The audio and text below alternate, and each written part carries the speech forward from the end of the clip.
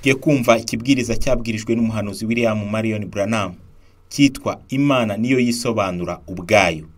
Yakibwirije i Bakersfield muri California muri Leta Zunze Ubumwe za Amerika ku itariki 5 z'ukwa kabiri mu 1964. Uyu yatumwe kuza guteguriza kugaruka kwa kabiri kwa Yesu Kirisito, nkuko Yohana Umubatiza yari yatumwe kuza guteguriza kuza kwa mbere kwa Yesu Kirisito. Our Heavenly Father, a word from you would mean more than all man at any time could do or say, because people are waiting to see you. And we thank Thee because if there is those who are under expectation, they are looking for something to happen. And when the people are thirsting for something, the deep call into the deep, there must be a deep to respond to that call. And that's why we're here tonight. Data wo mwijuru, ijambo rimwe ryawe riruta ibyo abantu bashobora gukora cyangwa bashobora kuvuga igihe cyari cyo cyose. Mu byukuri abantu biteguye kukubona, kandi turagushimira kuba hari abantu bategereje ko hari ikiri bube. Kandi abantu bafite inyota y'ikintu, uburebure buhamagara ubundi burebure. Hagomba kuba uburebure runaka uri bwitabire kuri iryo hamagarwa. Kandi niyo mpamvu turi hano uyu mugoroba. Because it was upon these ministers' hearts and the people to call us together to ask you for favors and blessings, believing that you will heal the sick and save the lost and will make manifest your word. And we pray, Heavenly Father, that you'll grant this to us as we humbly wait upon you, night after night. Kuko aba bakozi bawe hamwe n'aba bantu bizera ko duterana kugira ngo dusabe ubuntu bwawe n'imigisha yawe. Twizera kuri bukiza abarwayi, uri bukiza abazimiye, kandi ko uri bugaragaze ijambo ryawe. Turagusaba Data wo mwijuru ngo biduhe mu gihe tugutegereje buri mugoroba. May there be such a pouring of the Holy Spirit, and may every person be blind to anything else around them except God.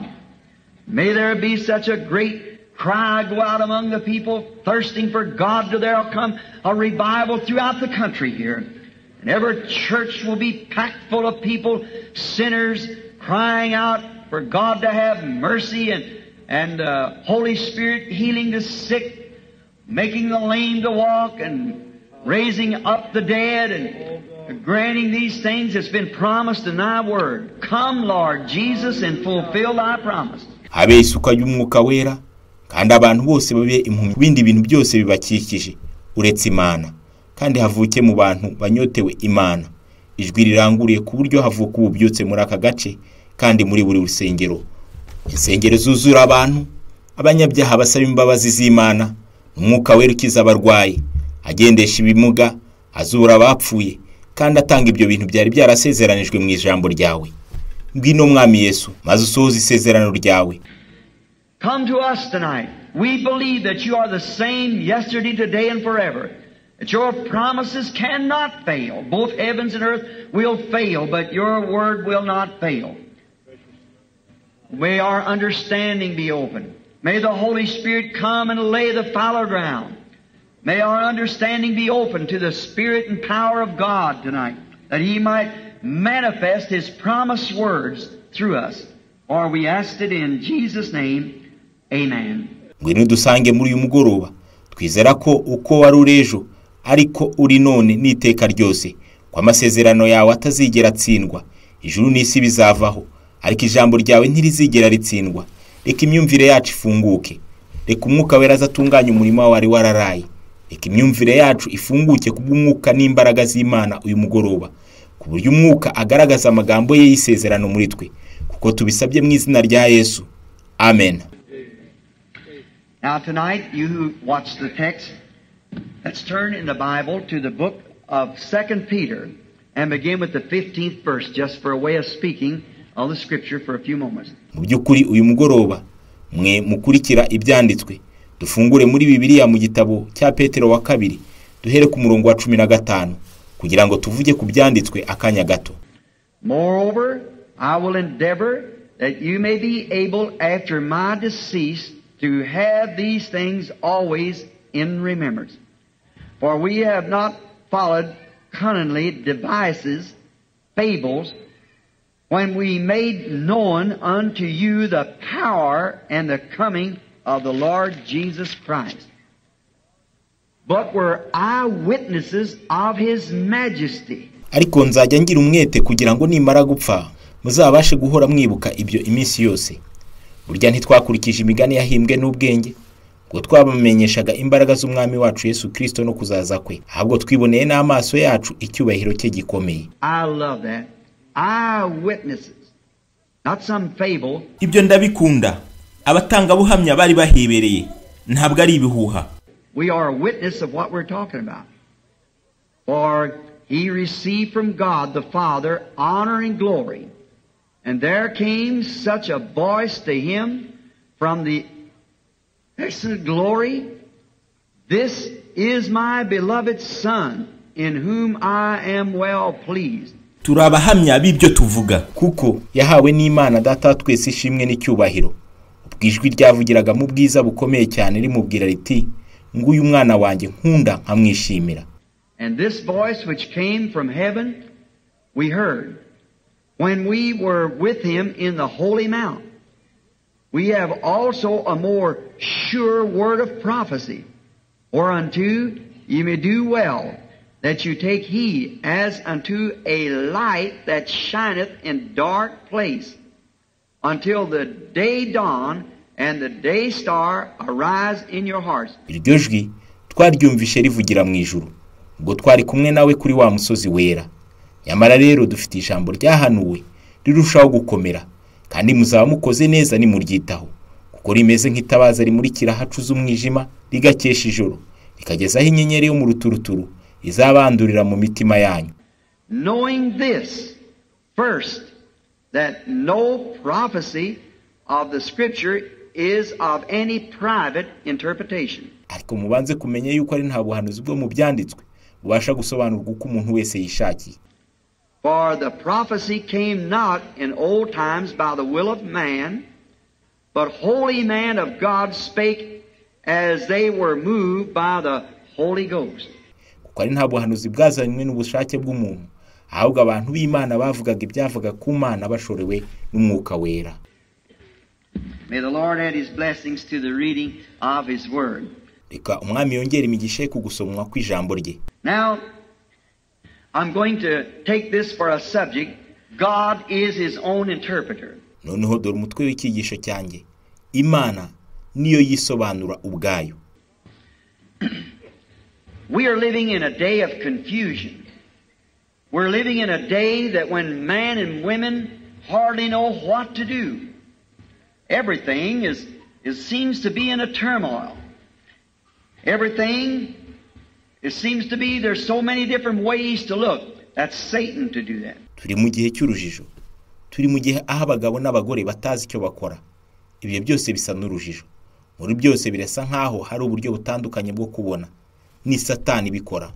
Now, God cannot judge a people righteously or right unless there be some standard that He has to judge them by. And the Bible says that He'll judge all men by Jesus Christ. And Jesus Christ is the Word. Mu by'ukuri, Imana ntiyacira umuntu mu butungane no mu kuri, hatabayeho urufatiro yifashisha mu guca urubanza. Bibiliya ivuga ko Imana izacira abantu bose urubanza ikoresheje Yesu Kirisito. Kandi Yesu Kirisito ni ijambo. St. John, the first chapter, said, "In the beginning was the Word, and the Word was with God, and the Word was God, and the Word was made flesh and dwelt among us." Now all we are today is the display of His attributes. Muri Yohana igice cya mbere, mbere na mbere hariho jambo. Jambo yahoranye n'Imana, kandi jambo yari Imana. Jambo yabaye umuntu abana natwe. Rero icyo turi cyo cyose ubu ni igaragazwa ry'ibimugize. In God, first, He was not even God. God, we just call Him the Eternal One. He wasn't God because the English word God means object of worship. And there was nothing to worship Him. So He was the Eternal One, the main fountain of all intelligence. And in this fountain of all intelligence, there was not an atom, molecule, or nothing, light, nowhere, star, moon, nothing else. Narebye nta nubwo yari Imana. Imana twashobora kuyita Uwiteka. Ntiyari Imana mu by'ukuri. Ijambo ryo mu Cyongereza Imana risobanuye uwo baramya cyangwa icyo baramya, kandi nta kintu cyariho kugira ngo kimuramye. Rero yari Uwiteka, isoko y'ubwenge bwose, kandi muri iyo soko y'ubwenge bwose nta karemangingo na kamwe kari karimo, nta nabusa, nta rumuri, nta nyenyeri, nta kwezi, nta n'ikindi. God, what we know is God, the great Spirit that was eternal, never did begin, never did end. He was there. And in Him was attributes. It was attributes to be God. Then His attributes to be a Father. Attributes to be a Son. Attributes to be a Savior. Attributes to be a healer. Imana, uwo tuzi nk'Imana, umwuka ukomeye uhoraho, utagira itangiriro, ntugira iherezo, yari aho. Kandi muri we harimo ibimugize byo kuba Imana, kandi n'ibimugize byo kuba Data, ibimugize byo kuba Umwana, ibimugize byo kuba Umukiza, ibimugize byo kuba ukiza indwara. All these attributes was in Him.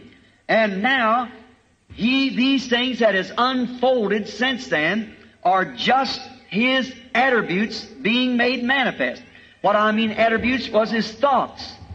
And a word is a thought expressed. Ibimugize byose byari muri we, kandi noneho ibyo bintu byaragaragajwe kuva icyo gihe, n'ubushobozi bwe bwagaragajwe. Icyo numva nk'ibimugize n'ibitekerezo bye, kandi ijambo n'igitekerezo kivuzwe. And then that was in His thinking. And when He said, let there be, and there was. Let there be, and there was. And now remember, you Christians were His thoughts before there was a world, and you are the manifestation of His thinking before there even was a world. You were in Christ. Amen. Amen. In God in the beginning. That makes you then, you see, His subjects. And the whole thing is God Himself materializing Himself, tangible, so He could be handled, seen, and so forth. And that's what God is, the whole thing. Kandi ubwo yavugaga ati habeho, habayeho, habeho, habaho. Noneho kandi mwibuke, mwebwe abakristo muri ibitekerezo bye mbere y'uko isi ibaho, kandi muri kugaragazwa kw'ibitekerezo bye. Mbere y'uko isi ibaho mwari muri Kristo, mu Mana mwitangiriro. Ibyo bibagira abagaragu be. Murabona, ibyo byose ni Imana ubwayo yigaragaje ku buryo yakozweho ndetse ikabonwa n'ibindi n'iby'Imana iri byo byose. Then people say the interpretation. I was speaking here not long ago in a meeting. A man said to me, he said, Brother Branham, you have the wrong interpretation. You don't interpret that right. Rero abantu baravuga ngo ubusobanuro. Mperutse mu materaniro, umugabo umwe arambwira ati mwene data Branham, ufite ubusobanuro butari bwo, nta gusobanura neza. Now we hear they go to Methodists and they say the Baptists don't interpret right. The Baptists say the Pentecostals don't. The Pentecostals says that the oneness don't. The oneness says the Assemblies don't. And each one says the other one don't. God is His own interpreter. He don't need anybody to interpret for Him. He does His own interpreting. Abantu bajya mu Methodiste maze bakavuga ko Ababatista badasobanura neza. Ababatista bakavuga ko Abapantekote badasobanura neza. Abapantekote bakavuga yuko Abayiniteri badasobanura neza. Abayiniteri bakavuga ko Abasambure badasobanura neza. Buri wese avuga ko abandi badasobanura neza. Imana irisobanura. Nta muntu ikeneye ngo ayisobanure. Irisobanura y'Ubwayo. Who is the man that can interpret God? God is His own interpreter. Now, Peter speaking here, we find out that in the beginning, when God said, let there be light, and there was light. That's the interpretation to it. When God said anything and it was manifested, then that's God's interpretation that His word's right. Ninde wasobanura Imana? Imana irisobanura Ubwayo. Rero nk'uko Petero abivuga hano, tubona ko mwitangirira Imana yavuze iti urumuri rubeho, urumuri rubaho. Ibyo nibyo bisobanuro. Iyo Imana ivuze ikintu kandi icyo kikagaragara, nibyo bisobanuro by'uko ijambo ryayo ari ukuri. See, when He said, let there be light, that was in His thinking first, before there was such a thing as light. When He said, let there be light, light sprung into the skies. That's the interpretation. Nobody has to interpret that. For God said so, and there it was. When God speaks and it's manifested, that's the interpretation of His word. Murabona, ubwo yavugaga iti urumuri rubeho, byari biri mu bitekerezo byayo mbere y'uko urumuri rubaho. Ubwo yavuga ngo urumuri rubeho, urumuri rwakiye mu ijuru. Ngibyo ibisobanuro. Nta muntu ukwiriye kubisobanura, kuko Imana yarabivuze kandi bizasohora. Iyo Imana ivuze kandi ibyo ivuze bigasohora, ibyo nibyo bisobanuro by'ijambo ryayo. Why can't man see that? Why don't people see that? Kuki umuntu adashobora kubibona? Kuki abantu batabibona? God makes a promise, and God says in the beginning in Genesis, He allotted His word to each age as it come down from the beginning to the end. And down through these ages, the church world has got all these things all mixed up with traditions and so forth, and God always sends on the scene down through the Old Testament and new prophets. And the word of the Lord comes to the prophet, and how does it do it? It manifests the word of God. Igihe Imana yatanze isezerano kandi kavuga, mbere na mbere mu itangiriro yageneye buri gisekuru igice cy'ijambo ryayo, uko ibisekuru bisimburana kuva ku cya mbere kugeza ku cya nyuma. Kandi muri ibyo bisekuru abakuru b'amadini bavanze ibintu n'imihango yabo n'ibindi. Kandi Imana yohereza abahanuzi mu isezerano rya kera ryose n'isezerano rishya. Kandi ijambo ry'Imana riza ku bahanuzi. Ibyo bigenda bite? Ibyo bisohoza ijambo ry'Imana. Nukugaragazwa kw'ijambo. God's manifestation that tells whether it's right or wrong. Nukugaragazwa kw'Imana iyo igaragaza niba icyo kintu ari ukuri cyangwa ikinyoma. Nobody has to interpret it, the word interprets itself. God promised it and there it happens. Nta ugomba kubisobanura. Ijambo ririsobanura ubwaryo. Imana yarabisezeranije kandi bigomba gusohora. What good does it do to say anything else about it? Who is the sinful man that would try to say when God made a promise and God does it, that interpretation is wrong? That's God Himself doing His own interpretation. Bimaze iki kuvuga ikindi kuri byo? Ninde munyabyaha watinyuka kuvuga ko ibyo bisobanuro ari ikinyoma? Ni Imana ubwayo yisobanura. Interpreting. He don't need anybody to interpret Him. He interprets Himself by manifesting what He promised that He would do. Nta muntu ikeneye wo kuyisobanura. Irisobanura ubwayo. Isohoza ibyo yavuze ko izakora. Oh, if the church could only see that and see the promises that's allotted for each age. All other ages, God has sent on the scene, even down through the 7 church ages, and has manifested everything that He promised to do. Oh, itorero rishoboye kubona amasezerano agenewe buri gisekuru. Mu bindi bisekuru, Imana yohereje mu bisekuru 7 by'itorero, kandi yasohoje ibyo yari yarasezeranye byose gukora. Everything, there's not one thing left undone. Exactly what He said He would do, that He did. Byose nta na kimwe itasohoje, niko biri. Nibyo yavuze yuko izakora, kandi nibyo yakoze. Because when God said back there in Isaiah, He said a virgin shall conceive. And she did. Now who can interpret that? God done the interpretation. He said a virgin shall conceive, and she conceived.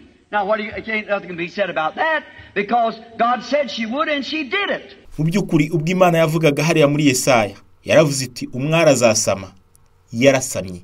Ninde wasobanura ibyo? Imana niyo yatanze ibisobanuro. Yaravuze iti umwara azasama inda, kandi koko arasama. Ntacyo umuntu yabivugaho, kuko Imana yavuze ko azasama kandi agasama. But the church was too blind then to see it. See, they had their own idea of it. It was too different than what they was expecting. Peter here was referring back. He said, God manifested Christ by His word. Ariko itorero ryari impumyi ku buryo ntacyo ryari kubona. Bari bafite imyumvire yabo, byari bitandukanye cyane n'ibyo bo bari bategereje. Hano Petero agarutse ku byahise, aravuga ati Imana yagaragaje Kristo n'ijambo ryayo. He said, this is my beloved son. These believers were standing there, and Christ was the manifestation of God. He always manifests Christ by His word, because Christ is the word. He manifests always. Abo bizera bari bahagazaho, kandi Kristo yari kugaragazwa kw'Imana. Iteka yagaragaje Kristo n'ijambo ryayo. Kuko Kristo ari ijambo, iramugaragaza iteka. When He said in the days of Noah, Christ was in Noah. Do you believe that? Noah said it's going to rain. There will be a rain, the earth will be destroyed. It rained. That didn't need any interpretation. It rained because God in Noah said it's going to rain. He was a prophet. Hallelujah. And the evidence was that what he said come to pass. So they don't need to interpret that. Mu gihe cya Nowa, Kristo yari muri Nowa. Ibyo munabyizera. Nowa yaravuze ati imvura igiye kugwa, imvura izagwa, isi izarimbuka. Yaraguye. Ibyo ntibyari bikeneye ibisobanuro. Yaraguye kuko Imana muri Nowa yari yavuze ko imvura izagwa. Yari umuhanuzi kandi kimenyimenyi nuko ibyo yari yavuze byasohoye. Ibyo ntibyari bikeneye ibisobanuro. Some of my around said this man don't know what he's talking about. bamwe muri bo hariya bashobora kuba baravuze bati uyu mugabo ntazi ibyo avuga. But God had always promised if there be one among you who's spiritual or prophet, and what he says comes to pass, then hear it. That's right, because it's true. It must be in accordance with the word. And Noah was in accordance with the word. Ariko Imana yasezeranije, niba hagati yanyu hari umuntu w'umunyamwuka cyangwa umuhanuzi, kandi ibyo avuze bigasohora, rero ibyo mubyumve, nibyo kuko ari ukuri. Ibyo bigomba kujyana n'ijambo. Na Nowa yarahuje n'ijambo. When he prophesied it's going to rain, and it rained. That didn't need any interpretation for that, because it did just that. Isaiah said a virgin shall conceive, and she did. Now that was awful unusual. Or see, it was many hundred years later before this virgin conceived. It was so unusual until a good man by the name of Joseph, her husband, being a just man, and was not willing to make her a public example. That good man in those days, how it must have been with Joseph when he was engaged, espoused to Mary. She was espoused in that day. To break that was just same as committing adultery. Wehanuraga ko imvura izagwa, yaraguye. Ibyo ntibyari bikeneye ibisobanuro, kandi koko niko byagenze. Yesaya yaravuze ati umwari azasama, kandi yarasamye. Rero ibyo ntibyari bisanzwe, kuko murebe hari hashize imyaka myinshi uwo mwari adasama. Ntibyari bisanzwe ko umugabo mwiza nka Yosefu, umugabo we wari umugabo witonda, yashakaga kumushyira ku karubanda. Uwo mugabo mwiza muri kiriya gihe, mbega ukuntu byagendekeye Yosefu ubwo yari yiyemeje kuba urambagiza Mariya, yari umugore we muri kiriya gihe. Kunyura iruhande ibyo byari kimwe no gukora ubusambanyi. And of course to Joseph it seemed like that Mary was trying to use him for a blockade or make him be a shield for her. Wrong. Because sure she was found to be a mother, not being married, only engaged.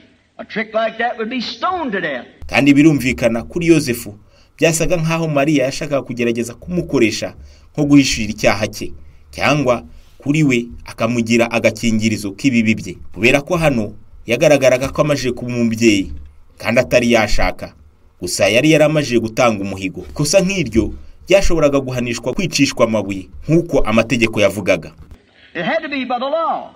And Joseph, her husband, was a just man, a very just man. He believed God. And when she look at him with those lovely big soft eyes and say, Joseph, Gabriel, the archangel, visit me and told me that I was going to conceive knowing no man. Now, if Joseph would have just looked back in the Scripture, the prophet said she'd do that. It was only God interpreting His own word. Amen. But it was too unusual. That's what's the matter in any age. The Word of God is foreign to people. It's too unusual. God always does the unusual. It's unusual anywhere God is. Yosefu umugabo we yari umukiranutsi, umugabo w'umunyakuri, yizeraga Imana. We yamurebeshaga amaso ye meza kandi yoroheje, maze akamubwira ati Yosefu, marayika ukomeye Gaburiyeli yansuye, maze ambwira ko nzatwita ntabonanye n'umugabo. Mu by'ukuri iyo Yosefu aza kureba ibyanditswe, umuhanuzi yari yaravuze ko azatwita. Yari Imana isobanura ijambo ryayo. Cyo nicyo kibazo cya buri gisekuru. Abantu ntibamenye ijambo ry'Imana ntirisanzwe. Iteka Imana ikora ikintu kidasanzwe. Ahantu hose Imana iri haba hari ibintu bidasanzwe. It's against the systematics of the world, because they've got things the way that they think it should be. But God comes in and does the unusual. How could this virgin conceive? He was honest. He sought God about it. And then God spoke to him in a dream and said, Joseph, thou son of David, fear not to take in thee Mary thy wife, for that which is conceived in her is of the Holy Spirit. God has overshadowed her. This is what's done it. Bitandukanye n'imikorere y'isi, kuko baba bafite ibintu mu buryo bwabo, ariko Imana iraza maze igakora ikintu kidasanzwe. Uwo mwari yari gutwita ate? Yari umukiranutsi. Yashatse Imana kubw'iyo mpamvu. Rero Imana yaramuvugishije mu nzozi. Iravuga iti Yosefu mwana wa Dawidi, ntutinye gutwara Mariya umugore wawe, kuko umwana atwite avuye ku Mwuka Wera. Imana yamutwikirije igicucu cyayo, nicyo cyabiteye. Did you ever notice how God dealt with Joseph there? In a secondary way, in the way of a dream. Now we know these dreams, we believe in dreams. I believe in dreams. Then God's always dealt with people in dreams, but dream is secondarily. Mwitegereze ukuntu Imana yakoranye na Yosefu hariya. Byari inzira ya kabiri y'inzozi. Rero tuzi ko inzozi zibaho. Twemera inzozi, nemera inzozi. Imana yakoranye n'abantu ikoresheje inzozi. Ariko inzozi ni inzira ya kabiri. See, it could be right or wrong unless it's interpreted. But he didn't need any interpretation. It was God himself speaking directly to Joseph because there wasn't a prophet in the land in them days to interpret. There hadn't had a prophet for 400 years. So the next best that God cared for the welfare of his own son was speak to Joseph through a dream. And without interpretation, he said, the woman is right. That holy thing which is conceived in her is the Son of God. Amen. Didn't need any interpretation. Murabona, bishobora kuba ari ukuri cyangwa atari ukuri kugeza zisobanuwe. Ariko we ntiyari akeneye ibisobanuro. Yari Imana ubwayo yibwiriye Yosefu. Uko nta muhanuzi bari bafite kuva imyaka 400. Ari nayo mpamvu Imana mu kwita ku mwana wayo yibwiriye Yosefu mu nzozi zitakeneye ibisobanuro. Yaravuze iti umugore afite ukuri. Uwo mwana wera atwite n'umwana w'Imana. Ibyo nta bisobanuro na buke byari bikeneye. God does his own interpreting. The honest, sincere hearts. Men and women that looks upon the thing that's mysterious, if you're honest and sincere and will believe, God has a way of interpreting it to you. First find out if it's a promise. If Joseph had just went back, got away from the traditions and went back to the Bible and find out, Isaiah said she's going to do that. Imana yisobanurira ubwayo imitima itaryarya kandi itariganya. Abagabo n'abagore basuzuma ikintu kibanga. Iyo nta buryarya n'uburiganya kandi bizera, Imana ifite uburyo bwo kubibasobanurira. Rero mubanze murebe niba ari isezerano. Yosefu aza gusubiza amaso inyuma kandi akitandukanya n'amateka, ndetse akaba yararebye muri Bibiliya, akaba yarashatse. Yesaya yaravuze ko umwari azasama. And the things that was spoke of in his birth and all about it was spoke by the scriptures, by the holy prophets, as Peter said. And no man has a right to put any private interpretation of that. Kandi ibintu byari byaravuzwe. Ivuka rye n'ibindi bijyanye nabyo byari byaravuzwe mu byanditswe. N'abahanuzi bera nk'uko Petero yabivuze. Kandi nta muntu n'umwe ufite uburenganzira bwo gutanga ibisobanuro bye bwite kuri byo. It's just exactly what God said would take place. He was a manifestation of the word of God promised for that day. God said it, so there it was. That settled it. Iby'Imana yavuze nibyo bisohora. Yari igaragazwa ry'ijambo ry'Imana ryasezeranijwe ry'icyo gihe. Imana yari yarabivuze kandi byari bisohoye. Ibyo byari bikemuye ikibazo. Jesus said when he was on earth, when they couldn't understand his ministry, it was too great, too phenomenal. They couldn't understand him. He said, search the scriptures. Yesu yaravuze ubwo yari ku isi, mu gihe abantu batashoboraga gusobanukirwa umurimo we. Byari iby'icyubahiro gikomeye cyangwa udasanzwe, ntibashoboraga kusobanukirwa. Yaravuze ati musuzume mu byanditswe. I hope I'm not deafening you out there blasting into that. Search the scriptures, for in them you think you have eternal life, and they are they that testify of me. And they are the ones who tell you who I am. Nizere ko ntabamena amatwi mvugiramo. Musuzume mu byanditswe kuko mwibwira ko muri byo ari mwe mufite ubugingo buhoraho, kandi ari byo bimpamya, nibyo bibabwira uwo ndiwe. Yes. See, God allotted the word. That day was to be the manifestation of God. God, Emmanuel with us. His name shall be called Wonderful, Counselor, Prince of Peace, Mighty God, Everlasting Father. Murabona, Imana yagenye igice cy'ijambo.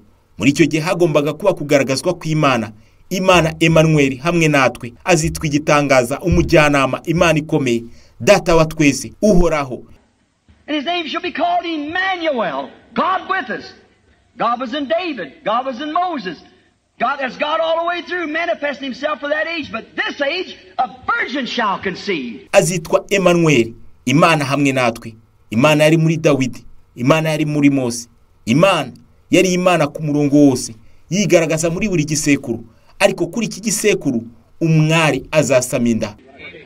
And she'll bring forth a son, and he will be God with us. Amen. Yeah. That's what they crucified him for, making himself God, and also for breaking the Sabbath. He was God over the Sabbath, and he was God. Kandi azabyara umwana w'umuhungu, kandi azaba ari Imana iri hamwe natwe. Niyo mpamvu bamubambye, kuko yigiraga Imana, kandi ko atubahirizaga isabato. Yari Imana y'isabato, kandi yari Imana. And he was not just an ordinary man or an ordinary prophet, yet he was an ordinary man and a prophet. But he was the God prophet. And he was a fulfilling of the word, exactly what God said he would do. Kandi ntabwo yari umuntu usanzwe cyangwa umuhanuzi usanzwe, ariko yari Imana muhanuzi, ndetse yari isohozwa ry'ijambo neza neza icyo Imana yari yaravuze ko izakora. So which one of you can condemn me of sin? Search the scriptures. In them you think you have eternal life. And they are they which testify of me. Yaravuze iti ninde muri mwe wandega icyaha musuzume ibyanditswe mwibwira ko mufite ubugingo buhoraho muri byo kandi nibyo bimpamiriza. But their traditions, they was living in a glare of another age. As I was preaching a few weeks ago, living in a glare is a mirage, the sun reflecting itself, and it's false. And any glare of another age is a false reflection. Ariko ni imigenzo yabo yabaga mu gicucu cy'ikindi gisekuru. Uko nabibwirizaga hashize ibyumweru kuba mu icyezezi ni ibirorirori ingarura rumuri rw'izuba ariko si urumuri nyarwo. People always are walking in something that happened years ago. The Lutheran are walking in a Lutheran glare. Luther's sunlight was fine in his day. Wesley was good in his day. The Pentecostal was good in its day. We're going on up the ladder. We're living in another age. Hallelujah. Kandi icyezezi cy'ikindi gisekuru ntabwo ari urumuri rukwiriye. Abantu bibera mu kintu cyahise hashize imyaka. Abaruteri bagendera mu cyezezi cya Ruteri. Izuba rya Ruteri ryari ryiza mu gihe cye. Irya Wesley ryari ryiza igihe cye. Irya Pentecost ryari ryiza mu gihe cyabo. Dukomeje kuzamuka urwego turi mu kindi gisekuru. We're going on. We can't keep looking back. Dukomeje kujya imbere ntidushobora kuguma tureba inyuma. When we get ourselves settled down in things, we think we got it all made. We get our traditions wrapped up, and that was all right for that day, but we're moving on. Search the scriptures and see what's promised for today. Right. Then we'll know where we're at. Then we can tell where we're standing. Iyo duhagaze muri ibyo bintu twibwira ko ntacyo twasize inyuma kandi ko dufite imigenzo yacu itunganije. Byari byiza muri kiriya gihe ariko turakomeza usuzuma ibyanditswe kandi murebe ibyasezeranijwe muri iki gihe. Mu by'ukuri tuzamenya aho tugeze. Rero dushobora kuvuga aho duhagaze. Luther, you can look in the scripture and see in that sort of stage, you can see exactly what was promised. Look what kind of a rider went forth. Look what went to meet him. Exactly the cunningness of man. The Reformation. Watch Wesley and so forth is to come on down into the Pentecostal age and down through that age. Watch how it's traveled. Look at the scriptures and see where we're at. That's the reason Jesus said, search the scriptures. See where we're at. Ruteri mushobora gusuzuma ibyanditswe ngo murebe icyo gisekuru cya Sarudi. Mushobora kubona ibyari byarasezeranijwe. Murebe ubwoko bw'ifarashi bwasohotse. Murebe icyagiye kumusanganira. Niko bari ubwenge bw'umuntu mu gihe cy'ubugorozi. Mwitegereze Wesley n'abandi.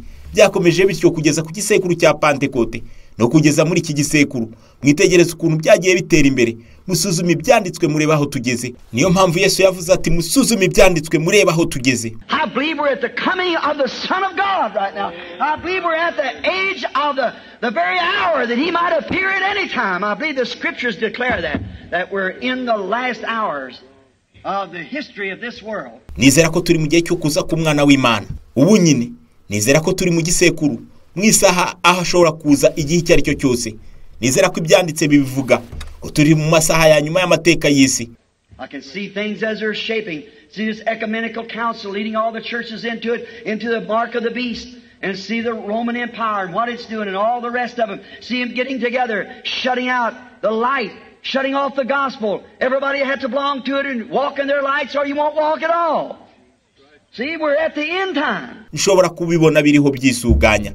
Kubona iriya mpuzamadini iyobora amatorero yose mu kimenyetso cy'inyamaswa kandi nshobora kubona ubwami bw'abaroma n'icyo bukora n'ibindi kubabona bishyira hamwe kuzimya urumuri guheza ubutumwa bwiza abantu bose bagomba kwinjiramo kandi ukagendera mu mucyo wabo bitaba ibyo ntuzashobora kugira icyo ukora. Murabona turi mu gihe cy'imperuka. There's nothing left for us but to hold on to God and believe His Word. The Word is always right. And the Laodicea church age, that was the only church age of all of them that Christ was put on the outside of the church. He was on the outside knocking. What's happened? This ecumenical council is what's going to put him out. Hagisigaye kuri twe keretse kwihambira ku Mana no kwizera ijambo ryayo. Ijambo ni ukuri iteka ryose. Mu gisekuru cy'itorero rya Laodicea cyari gisekuru cyonyine mu bisekuru byose. Aho Kristo yashyizwe hanze y'itorero yari hanze ari hakomanga. Byagenze bite? Niriya mpuzamadini izamujugunya hanze. The Bible said He was be on the outside, and He is. It shuts off what? The Word. And He is the Word. He's always been the Word. And He's still the Word tonight. Amen. He is the Word. Birivuga ko azaba ari hanze. Kandi niho ari. Niki gifungiye hanze? Ijambo. Kandi we ni ijambo. Igihe cyose yari ijambo. Kandi aracyari ijambo uyu mugoroba. Ni ijambo. The Bible said the word is sharper, more powerful than a two-edged sword. Hebrews the 4th chapter. A discerner of the thoughts and intents of the heart. The word was. They should have known who he was. When Jesus said that in that day. Bibiliya iravuga iti ijambo ry'Imana rigira ubugi buruta bw'inkota y'amujyi abiri. Rirondora umutima rukamenya ibitekerezo byawe. Abaheburayo ibice 4:12 niko ijambo ryari rimeze. Bakagomeye kumenya uwo yari we ubwo Yesu yavugaga ibyo kuri uwo munsi. Watch what he did. One day he was standing there at the first beginning of his ministry. There was a man came to him by the name of Simon Peter. And when Peter looked upon him and saw him, Jesus said to him, "Your name is Simon, and you're the son of Jonas." Well, he should have known that Moses said, "The Lord your God shall raise up a prophet like unto me. In him you must hear." Yes. And here was a man that had never seen him in his life, said, "Your name is Simon, and you're the son of Jonas." Why, he knowed right then that could be no more. They hadn't had a prophet for hundreds of years, and here was a man telling him who he was. No wonder he could receive it. Mwitegereze icyo yakoze. Umunsi umwe yahagaze aho mu itangira ry'umurimo we, umugabo witwa Simoni Petero yaje aho, kandi ubwo Petero yamurebaga akamubona, Yesu aramubwira ati, "Izina ryawe ni Simoni, kandi uri umuhungu wa Yona." Mu by'ukuri yakagombye kumenya ko Mose yavuze ati, "Uwiteka Imana yanyu izabahagurukiriza umuhanuzi nkanjye, kandi mugomba kumwumva." Kandi aho hari umugabo utarigeze amubona mu buzima bwe, maze aramubwira ati, "Witwa Simoni, kandi uri umuhungu wa Yona." Mu by'ukuri yahise amenya ko ibyo bitari kongera kuba. Hari hashize imyaka myinshi nta muhanuzi, kandi aho hari umugabo amubwira uwo yari we. Ntibitangaje ko yahise abyemera. Philip at that time went and found Nathanael under a tree and brought him back to Jesus. Jesus said, "Behold, an Israelite in whom there's no guile." Mu by'ukuri yahise amenya ko ibyo bitashoboraga kuba. Hari hashize imyaka myinshi nta muhanuzi, kandi aho hari umugabo umubwira uwo yari we. Ntibitangaje ko yahise abyemera. Filipo muri icyo gihe yagiye kureba Natanayeli, amusanga munsi y'igiti, nuko amuzanira Yesu. Yesu aravuga ati, "Dore umuyisiraheli nyakuri utarangwa n'uburiganya." He said, "Rabbi, when did you ever know me?" He said, "Before Philip called you, when you were under the tree, I saw you." Yes. Hallelujah. He said, "Rabbi, thou art the Son of God. You're the King of Israel." He knew that was what? It didn't need any interpretation. Right. Jehovah said that. Aravuga ati, "Mwigisha wamenye ryari?" Aramubwira ati, "Mbere yuko Filipo aguhamagara, ubwo ari munsi y'igiti nakubonye." Aravuga ati, "Rabi, uri umwana w'Imana, uri umwami wa Isiraheli."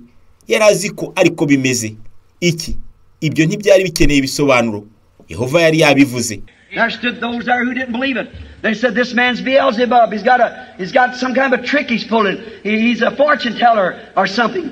Jesus looked at him and said, "While you speak that against the Son of Man, it will be forgiven you. But when the Holy Ghost has come to do the same thing, speak against that, it'll never be forgiven you. In this world or the world to come." He was prophesying of our day. Hallelujah. The day that we should see. For he is the same yesterday, today, and forever. Amen. Aho hari abatabyemera. Baravugaga bati, "Uriya mugabo ni Beelzebubi, arabeshya n'umupfumu cyangwa n'ikindi nkacyo." Yesu yarabarebye maze aravuga ati, "Mu by'ukuri usebye umwana w'umuntu azababarirwa, ariko ubwo Umwuka Wera azaza aje gukora nk'ibyo, umusebya ntazabibabarirwa, naho haba mu gihe cya none cyangwa mu gihe kizaza." Yahanuraga ku munsi wacu, umunsi tugomba kubona ibyo, kuko yari ari ejo niko ari none n'iteka ryose. Remember, it was Jesus Christ that was in Moses. It was Jesus Christ that was in David. When David, the son of David, went up on the mountain, a rejected king, and wept over Jerusalem, that was nothing but Christ in him. For about 800 years later, the son of David sat up over the Mount of Olives and looked down upon Jerusalem and wept and said, "Jerusalem, Jerusalem, how often I have hovered you as a hen would have brood, but you would not." Mwibuke yari Yesu Kristo muri Mose, yari Yesu Kristo muri Dawidi. Ubwo Dawidi yazamukaga umusozi, umwami wanzwe yaririraga Yerusalemu. Ni Kristo muri we, kuko nyuma y'imyaka 800 umwana wa Dawidi yazamutse umusozi w'imitini areba Yerusalemu, ararira maze aravuga ati, "Yerusalemu, Yerusalemu, ni kangahe nashatse kukubundikira, nkuko inkoko ibundikira abana bayo, ariko ntiwabishatse." When Joseph was in prison, that was Jesus. When he was sold for 30 pieces of silver, that was Jesus. Yes. When he was made Potiphar's man, that was Jesus. When he sat at the right hand of Pharaoh, and when he left, everybody, the trumpet sound, and everybody had to bow a knee, that was Jesus. Hallelujah. No man could come to Pharaoh only through Joseph. No man can come through God only by Jesus. Right. It was Jesus, Hallelujah.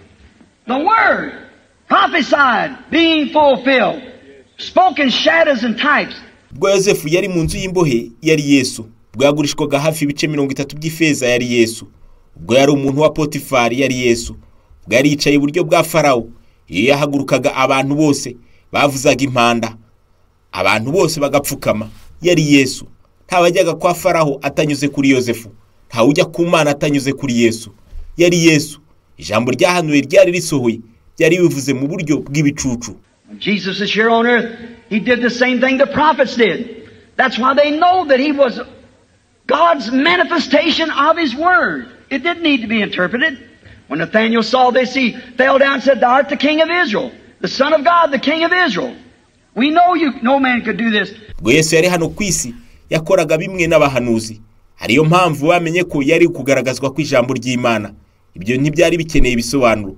Ubwo Nathanael yabibonaga, yarapfukamye maze aravuga ati, uri umwami wa Isiraheli, umwana w'Imana, umwami w'Isiraheli. Turakumenye, nta muntu washobora gukora ibi bintu. Nicodemus came by night, said the same thing for the Pharisees, but you see they were so hooked up in their ecumenical council that they could not accept it. He expressed what they said, Rabbi, we, who's we? Their council. Nikodemu yaje nijoro, yavuze ibintu bimwe ku bafarisayo, ariko murebe, bari barihambiriye ku nama mpuzamadini yabo, ku buryo batari kubyemera. Yagaragaje ibyo ubwo yavugaga, aravuga ati, mwigisha, twe abo ni bande? Inama yabo. We know that thou art a teacher come from God, because no man could do these things lest God be with him. They recognized it. They know it was, but they were so hooked into it. Tuzi ko uri umwigisha wavuye ku Mana, kuko nta muntu ushobora gukora ibyo ukora Imana itari kumwe nawe. Ibyo barabyemeraga, bari bazi ko ari ukuri, ariko bari bakomeye ku mpuzamadini yabo. God in the past 40 years has shook this nation with the baptism of the Holy Ghost. And men and women are still outside of it because they're hooked into the same thing, living in a glare of another day. Yes. Amen. What's the matter? Everyone wants to be a Methodist, Baptist, Presbyterian, Lutheran or something? See, it's a glare. Imana mu gihe cy'imyaka 40 ishize yanyeganije iki gihugu n'Umwuka Wera, kandi abagabo n'abagore bari hanze kubera ko bakomeye kuri ibyo. Baba mukezeza icyundi munsi. Niki? Abantu bose bashaka kuba aba Methodiste, mu Batista, mu Presbyterian, mu Luteri, cyangwa ikindi nk'icyo. Murabona nikezezi. They were living in the glare of Moses' day. What did he say? They said, we're Moses' disciples. He said, if you'd known Moses, you'd known me. Moses wrote of me. Yes. Right. Yes. If you'd known Luther, you'd know this age. If you'd known Methodist, you'd know this age. Right. For Christ wrote of this age. The words that's being fulfilled has to be fulfilled in this age. It doesn't need somebody to interpret it. God does His own interpreting. Hallelujah. God Amen. interprets it Himself because He's the only one that can interpret it. Babagaho mu cyezezi cya Mose. Bari bafite iki? Baravuze bati turi abigishwa ba Mose. Aravuga ati iyo muza kumenya Mose, muba mwaramenye. Mose yanyanditseho. Iyo muza kumenya Luteri, muba mwaramenye iki gisekuru. Iyo muza kumenya aba Methodiste, muba mwaramenye iki gisekuru. Kuko Kristo yanditse kuri iki gisekuru. Amagambo arimo gusohora, yakagombye kuba arimo gusohora muri iki gisekuru. Si ngombwa ko hagira umuntu bisobanura. Imana irisobanura ubwayo, kuko niyo yonyine ishobora kurisobanura. God's promises always vindicates what He said. Amasezerano y'Imana ahamiriza iteka ibyo yavuze. Ngibyo ibisobanuro. And that's the interpretation. Now, Jesus, to save time, Jesus said in St. John, the 14th chapter, 12th verse, He that believeth on me, the works that I do shall he do also. Did He say it? That's right. I don't need any interpreting. When somebody does that work, that's God. Certainly. He also said in there, as it was in the days of Lot, so shall it be at the coming of the Son of Man. Jesus said that. Did He say it? Certainly He said it. It needs no interpreting. Noneho Yesu mu gucungura igihe muri Yohana ibice 12 yaravuze ati, unyizera imirimo nkora nawe azayikora. Ibyo yarabivuze. Nibyo. Ibyo nta bisobanuro bikeneye. Iyo umuntu ashohoje uwo murimo n'Imana nta gushidikanya. Kandi yaravuze ati uko byari bimeze igihe cya Loti bizongera kuba ubwo umwana w'umuntu azagaruka. Ni Yesu wabivuze. Ibyo nta bisobanuro bikeneye. They say, well, it meant just exactly what he said. As it was in the days of Lot, so shall it be at the coming of the Son of Man. Abantu baravuga bati ibyo bisobanuye iki? Kandi yanavuze hariya ati kuko byari bimeze mu minsi ya Loti, uko niko bizaba bimeze mu kuza k'Umwana w'umuntu. What about the days of Lot? Byari bimeze bite mu minsi ya Loti? Let's go back just for a moment. Find out what they were doing. Reka dusubire inyuma kanya gato maze turebe ibyo bakoraga. There were three classes of people in the days of Lot. Believer, make believer, and unbeliever. That's in every crowd. The same thing. Hari abantu b'ubwoko butatu mu gihe cya Loti. Abizera, abigira abizera n'abatizera. Babonekaga muri buri tsinda. We find out that the Sodomites was the unbeliever. Lot was a make believer. Abraham was a believer. Tubona ko abanyesodomu bari abatizera. Loti yari uwigira uwizera. Abrahamu yari umwizera. He was the one the covenant was confirmed to. He was the one that was looking for a promised son. He was the one who was expecting it. Yes. Amen. Right. I'm not amening myself. Amen means so be it. And that's right. Abraham was not in Sodom. Abraham was up and out of Sodom. He's a type of the spiritual church today. Niwe sezerano ryahamirijwe. Niwe wari utegereje umwana w'isezerano. Niwe wari umutegereje. Amen. Sinivugira amena ubwanjye. Amena ivuze ngo bibe gutyo. Mbese nibyo. Abrahamu ntabwo yari muri Sodomu. Abrahamu yari hariya hanze ya Sodomu. Yari urugero rw'itorero ry'Umwuka.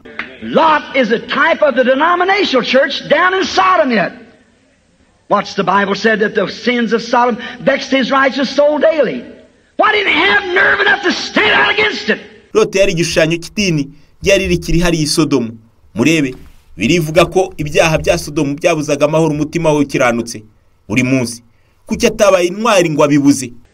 There's many a good man sitting in a church today looking out and seeing women with shorts on and man doing these things and their members going playing golf on Sunday and picnic parties and swimming and things instead of attending church, sitting home on Wednesday night watching television instead of attending church.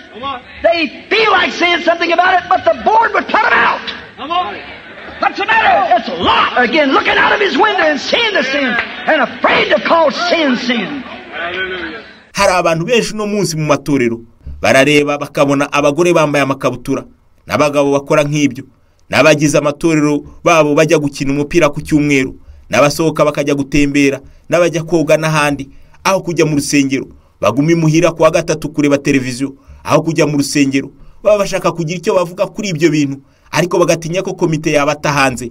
Niki ni Lot urebera mu idirishya akabona icyaha ariko afite ubwoba bwo kwita icyaha icyaha. Abraham wasn't in their mess. He was out of it. He was a type of the spiritual church.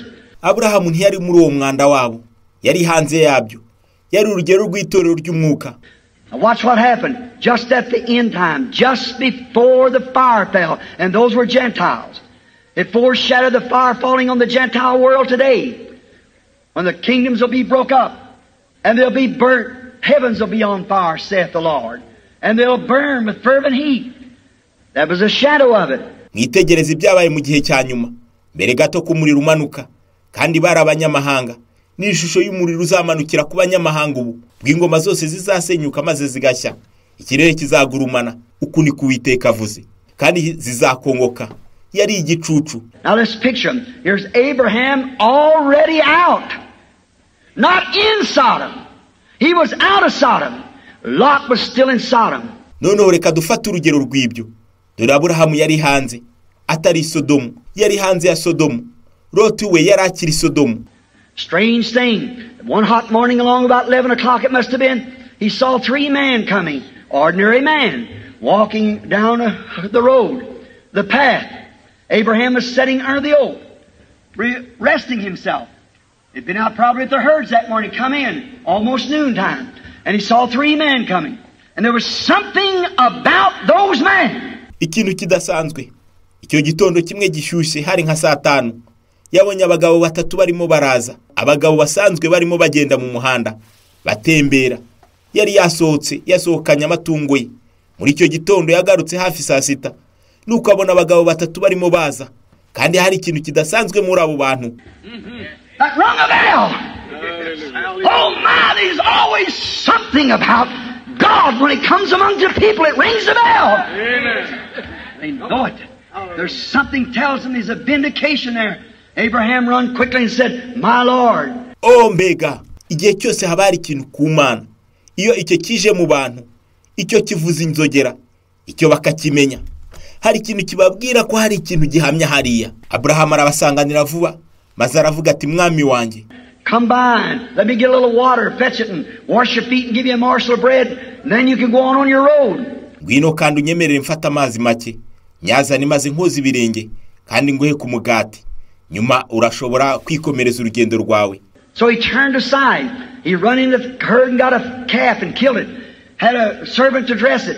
Went in a tent down below him and got Sarah to knead some flour, make some meal, make some bread, and make the cakes on the hearth.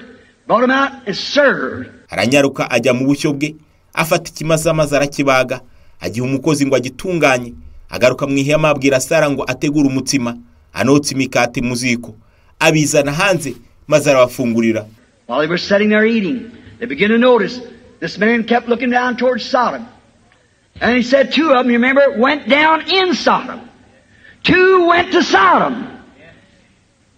Please don't miss this. Ubwo yari yicaye aho arimo arya, baje kubona ko uwo mugabo areba ubutitsi Sodomu, kandi aravuga, 2 muri bo, muribuka ko bamanutse Sodomu. 2 muri bo bamanutse Sodomu. Ndabasabye ibi ntibibacike. I'm referring to what Jesus said. 2 of them went to Sodom to bring out Lot and what was ready to be brought out down there. Ndibanda kubyo Yesu yavuze. 2 muri bo bagiye Sodomu gusohoramo Loti n'abagombaga gusohokamo. And them 2 went down there, went down and preached. And there was one stayed back with Abraham. What's the sign he done? They got a sign down there. There was the Sodomites was smitten blind. Preaching the gospel is always blinding to the unbeliever. Kandi abo 2 bari bamanutse hariya, bagiyeyo kandi barabwiriza. Umwe yari yasigaranye na Aburahamu. Abisodomu bari barahumishijwe. Iteka kubwiriza ubutumwa bwiza bihuma umutizera. And notice what done. Now there's one stand back here and done a sign before Abraham. Kandi murebe icyabiteye. Mu byukuri wari wasigaye hariya yakoze ikimenyetso imbere ya Aburahamu. Now did you ever notice? Any historian, follow the scriptures, follow the history. There has never been a time in the church ages where a man ever went to the nominal churches out there in the world, out there in the denominations. There's never been a man that is named in like Abraham, H-A-M, before. Mwaba mwarabibonye. Umunyamateka wese ashake mu byanditswe, asuzuma amateka. Nta gihe kigeze kubaho mu bisekuru by'itorero, aho umuntu yagiye mu itorero azwi hariya mu isi mu madini. Nta muntu wabayeho ufite izina riherwa nk'irya Abraham, H-A-M, mbere. But today they got one, G-R-A-H-A-M. Right. Ariko uyu munsi turamufite, G-R-A-H-A-M, nukuri. Going down there, calling him out. He's doing a wonderful job by Graham, Billy Graham, God's servant. Out there amongst the denominations, politicians and so forth, smashing at it. Ajya hariya agahamagarira abantu gusohoka, bityo akora umurimo mwiza. Graham, Billy Graham, umukozi w'Imana mu madini, abanyapolitike n'abandi, ibyo arabishwanyaguza. The other day when they wanted him to run for president, he flatly turned it down. God bless him for it. While them whiskey companies, he never got to first base as it would have been. They'd have spent billions of dollars because he'd have put him out anyhow. Umunsi umwe baramuhamagaye ngo yiyamamarize ubuperezida, abyamaganira kure. Imana imuha umugisha kubw'ibyo. Mu byukuri biriya bigo bya whisky ntacyo yari kubikorana. Bari gutanga amafaranga menshi kuko yari kubafungira byanze bikunze. Those cigarette companies and things like that. See, he's out there as God's messenger to Sodomites. Biriya bigo by'amasegereti n'ibindi, murabona ari hariya nk'intumwa y'Imana ku banyesodomu. Niko biri. Exactly. But remember, there was one who stayed up there with Abraham. Yes. Another man, not them 2 went down there like a modern evangelist, went down there to preach. Notice, there was one stayed up there, 2 went down that way, and 1 stayed here with Abraham. And the one who stayed with Abraham, give him a sign. Ariko mwumve, hari umwe wasigaranye na Aburahamu, undi muntu utari muri babandi 2 bamanutse hariya nk'abavuga butumwa bagezweho, bamanutse hariya kubwiriza. Mwitegereze, hari umwe wasigaye hariya, babiri berekezayo, ariko umwe asigarana na Aburahamu, kandi uwasigaranye na Aburahamu yamuhaye ikimenyetso. Now watch, his name had been Abram, and his wife had been Sarah. Just a day or two before that, God had appeared to him and told him, I'm changing your name now from Abram to Abraham. Noneho mwitegereza, izina rye ryari Aburahamu, kandi izina ry'umugore we ryari Sarayi. Umunsi umwe cyangwa ibiri mbere yaho, Imana yaramubonekeye maze iramubwira iti, mpinduye izina ryawe Aburahamu muri Abrahamu. See, Graham is 6 letters, man. But Abraham is 7. 7 letters. Ham. Ending with the Ham. Mwitegereze, Graham ni inyuguti 6, umubare w'umuntu. Ariko Abraham ni inyuguti 7, riherwa na Hamu. Up here in the church spiritual, there was one up there to Abraham. And notice what he said. He said, Abraham, not Abram, Abraham. Where is thy wife? Not Sarah, Sarah. Where is thy wife Sarah? Watch what he said. She's in the tent behind you. Noneho hano mw'itorero ry'Umwuka hari umwe hariya kwa Aburahamu. Mwitegereze ibyo yavuze. Yaravuze ati Aburahamu atari Aburahamu. Aburahamu umugore wawe Sara ari hehe? Atari Sarayi, ahubwo Sara. Sara umugore wawe ari hehe? Mwitegereze ibyo yavuze. Ari mu ihema inyuma yawe. And he said, I'll visit you. I'm going to visit you. See that personal pronoun, the one according to the promise that he had made. That was God. Yes. He said, I'm going to visit you. Yaravuze ati nzagusura. Mwitegereze, murebe iyo nsimburazina. Uwo nguwo ukurikije isezerano yari yaratanze. Iyo yari Imana yavuze iti ngiye kuzagusura. And Sarah, in a way that we'd all understand, laughed up her sleeve to herself. Kandi Sara mu buryo dushobora kubyumvamo asekera mu ntoki ze ubwe. She said, me an old woman, 100 years old, my Lord, which was Abraham, old also, past time of life of that, as young folks said, well, we cannot have pleasures like that anymore. I'm old and he's old. And said, we couldn't have that. Said, these things couldn't be. Kandi Sara mu buryo dushobora kubyumvamo yasekeye mu biganza bye ubwe, aravuga ati ngewe umukecuru ushaje, imyaka 100, umwami wanjye ari we Aburahamu, turashaje, twamaje kurenga igihe cy'ubuzima cy'ibyo nk'umuryango muto. Aravuga ati ni kubera iki nshobora kugira umunezero nk'uwo ngukundi? Ndashaje nawe arashaje. Maze aravuga ati ibi bintu ntibishobora kubaho. And the man, God in human flesh, said, why did Sarah laugh and doubt saying these things in the tent behind him? Kandi uwo muntu, Imana iri mu mubiri w'umuntu, iravuga iti kubera iki Sara asetse akandi agashidikanya akavuga ibi bintu ari mu ihema hari inyuma. Now watch, if that is the same ministry that Jesus Christ had, he looked out upon the audience and perceived their thought. He told Peter who he was and what his father's name was. Told Nathaniel, told the woman at the well.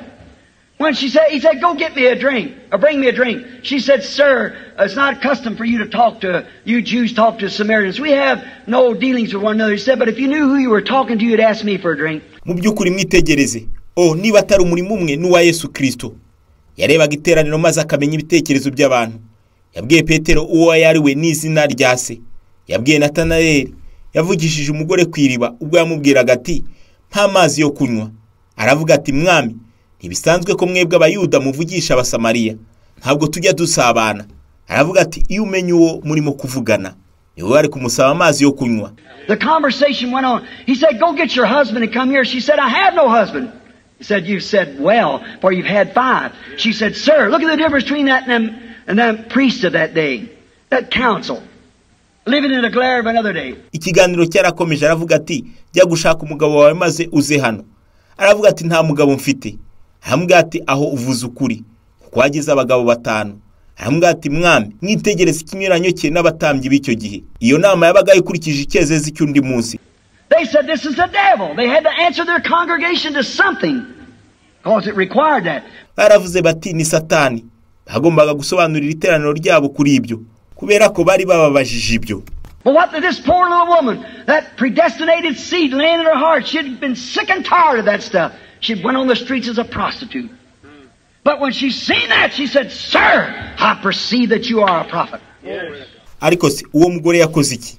iyo mbuto yari yaho mu mutima we. Yararambiwe n'ubwo buzima bwo kuzerera mu mihanda nk'indaya. Yumvise ibyo yaravuze ati, mugabo ndabona uri umuhanuzi. We haven't had one for 400 years. And we're told that when the Messiah cometh, that's the things that he'll do. Oh my, that seed laying there jumped to life. Hallelujah. Why? It didn't need no interpreting. Tumaze imyaka 400 nta muhanuzi tufite, kandi batubwiye ko umunsi Mesiya azaza ari ibyo azakora. Oh mbega, urwo rubuto rwari ruryamyaho rwahise rusimbukira mu buzima. Kubera iki? Ibyo ntibyari bikeneye ibisobanuro. Jesus said, I'm he that speaks to you. That didn't need no interpreting. He had done the miracle and it testified that he was that Messiah. Amen. It bore record exactly what God had promised. Lord your God shall raise a prophet like me, said Moses. Yesu aravuga ati, ndiwe ninjye muvugana. Ibyo nta bisobanuro bikeneye. Yari yakoze igitangaza kandi yahamije ko yari Mesiya. Amen. Kandi yahamirije ko byari neza neza iby'Imana yari yarasezeranije. Uwiteka Imana azahagurutsa umuhanuzi nkanjye. Niko Mose yavuze. What was it? A vindication of the scripture. She ran into the city and said, come see a man who told me the things I've done. Isn't this the very Christ? Isn't this him? He told me what I've done. Byari iki? Ihamirizwa ry'ibyanditswe. Yinjiye mu mujyi yiruka maze aravuga ati, muze murebe umuntu mbwiye ibyo nakoze byose. Ese ntiyaba ari Kristo ubwe? Ese siwe yambwiye ibyo nakoze? Now notice, Jesus, that was him up there in that man. That had his back turned to the tent and told what Sarah was thinking about inside the tent. Noneho murebe Yesu niwe wari wa mugabo wari uteye umugongo ihema, kandi wabwiye Sara ibyo yatekerezaga ari mu ihema. The Word of God says in Hebrews the 4th chapter, that he says this, the Word of God is more powerful and sharper than a two-edged sword, cutting to the sunder of the marrow of the bone, and a discerner of the thoughts and intents of the heart. It's the Word. Ijambo ry'Imana riravuga mu Baheburayo ibice 4:12. Yaravuze ati, ijambo ry'Imana rifite imbaraga kandi rikagira ubugi burutu bw'inkota ya mugi yombi, rigahinguranya ndetse kugeza ubwo rigabanya ubugingo n'umwuka, ikagabanya ingingo n'umusokoro, kandi rikabangukira kugenzura iby'umutima n'ijambo. And every time that a prophet came, he come with the Word. And he was the Word for that age. What did he do? A prophesier who discerned the thoughts that was in the heart. He had done it in Jesus Christ because he was the fullness of the Word. And Jesus said, as it was in the days of Sodom, so shall it be in the coming of the Son of Man. Amen. The Spirit of God would come upon the earth in a form of human beings. God manifested in human flesh. Hallelujah. That's right. Kandi buri gihe iyo umuhanuzi aje azana ijambo, kandi yabaga ari ijambo kuri icyo gisekuru. Ibyo byakoze iki? Umuhanuzi waronduraga ibitekerezo by'umutima. Ibyo byakorewe muri Yesu Kirisito kuko yari umwuzuro wose w'ijambo. Kandi Imana yaravuze iti, uko byari biri mu minsi ya Sodoma, niko bizaba mu minsi y'Umwana w'umuntu. Umwuka w'Imana azaza ku isi afite ishusho y'abantu, Imana igaragajwe mu mubiri w'umuntu. Amen. Amen. Do you see it? Amen. And would do the same thing that God did in human flesh at Sodom. Right. Remember, they were waiting for a promised son. And right after that, the promised son came. That was the last sign that Sodom and Abraham's group saw before the promised son arrived. Murabona, kandi azakora nk'iby'Imana yakoze iri mu mubiri i Sodomu.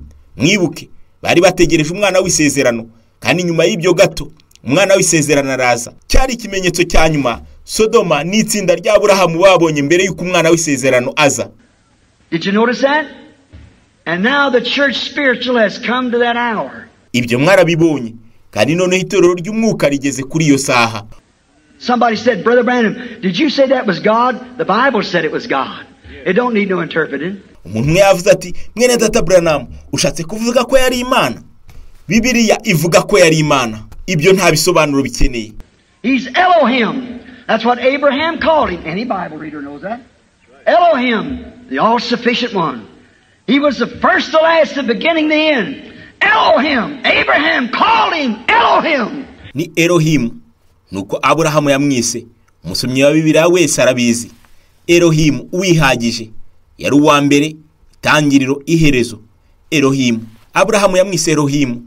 God in capital letters in the Hebrew Elohim, just like in the beginning God Elohim. Imana mu Giheburayo Elohim ni nko mu itangiriro. Imana Elohim. He was Elohim manifested in human flesh, wearing human clothes, eating human food. Amen.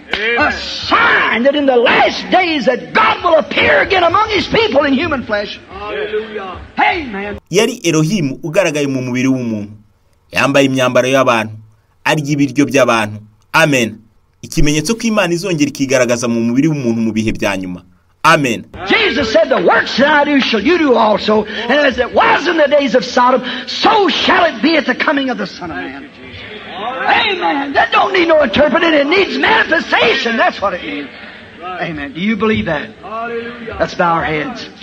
Yesu yaravuze ati imirimo nkora namwe muzayikora, kandi uko byari bimeze mu gihe cya Sodomu ni nako bizaba bimeze mu minsi y'umwana w'umuntu. Amen.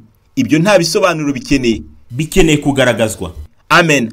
Ibyo murabyizera, twubike umutwe. Our Heavenly Father, we give to you thy promise tonight that you said these things. You promised them. There's no one can make your word live but you. You said, let there be light, and there was light. No one has to interpret that. It was manifested. As we quoted Isaiah the prophet, a virgin shall conceive. She did. Doesn't need any manifestation. She did it. That's what happened. Data wo mu ijuru, tukweretse isezerano ryawe uyu mugoroba. Nuko ari wewe wavuze ibi bintu, wewe wabisezeranije. Nta muntu usibye wowe wabesha ijambo ryawe. Waravuze uti umucyo ubeho, kandi umucyo ubaho. Nta muntu wabisobanura, byarasohoye. Kuko twavuze Yesaya umuhanuzi, umwara azasama inda, kandi yarasamye. Ibyo ntibikeneye ibisobanuro, yarasamye. Nibyo byabaye. You said when he come to be born in Bethlehem, out of Bethlehem, Judea, art thou not the least among all the princes of Judah, of Israel, but out of thee shall come the ruler of my people. Kandi wavuze ko naza azavukira i Betelehemu. O Betelehemu y'Yudaya, turi muto mu midugudu ikomeye ya Yuda, n'iya Isiraheli, ariko muri wowe niho hazaturuka uzaragira ubwoko bwanjye. The things that he was do, what he would cry at the cross, how he'd be condemned, pierced his feet and his hands. He was wounded for our transgressions and bruised for our iniquity. Chastisement of our peace upon him, with his stripes we were healed. How that David said, I'll not leave his soul in hell, and neither will I suffer his Holy One to see corruption. And on the third day, before the 72 hours could set in to corrupt his body, the Word of God said he'll raise up. Ibintu azakora, induru azavugiriza ku musaraba, uko azacibwa urubanza, ko bazapfumura ibirenge bye n'ibiganza bye. Yakomerekejwe kubera ibyaha byacu, yavunaguwe kubera ibibi byacu. Igihano kiduha amahoro cyaguye kuri we, kandi kubw'imibyimba ye twakize indwara. Dawidi yaravuze ati, sinzarekera ubugingo bwe ikuzimu, kandi ko utazemera ko umukundwa wanjye abora, kandi ku munsi wa gatatu mbere yuko amasaha 72 ashira, kandi yuko umubiri we utangira kubora, ijambo ry'Imana ryavuze ko azazuka. They said they stole his body away. They still believe it. But we believe, Lord, your word. It was manifested. Jesus Christ raised up. And he said, although I am with you always, even to the end of the world. Bavuze ko bibye umubiri we, kandi na n'ubu niko bizera. Ariko twebwe mwami, twizera ijambo ryawe. Yaragaragaye. Yesu Kirisito yarazutse kandi yaravuze ati, ndi kumwe namwe iminsi yose kugeza ku mpera y'isi. We believe that you're here tonight. We believe that you're just as much Jesus Christ tonight here as you ever was. And you're only looking for eyes, arms, legs, mouth, souls, bodies that you can use to manifest yourself. God sanctify us tonight that we might see the living Jesus Christ living among us. Kandi twizera kuri hano uyu mugoroba. Twizera kuri Yesu Kristo uyu mugoroba. Nkuko uhora iteka ryose, kandi ukeneye gusa amaso, amaboko, amaguru, umunwa, ubugingo, imibiri ushobora gukoresha kugira ngo uyerekane. Mana, tweze muri uyu mugoroba ngo dushobore kubona Yesu Kristo muzima aba hagati yacu. Let him come. Then will come to pass like the hunger of those Greeks who came that day and said, Sir, we would see Jesus. And they got to see him. Oh, what a thrill it must have been when they looked upon him. God, you're the same today. And you promised that if we hungered, we could see you. A little while and the world won't see me, the unbeliever.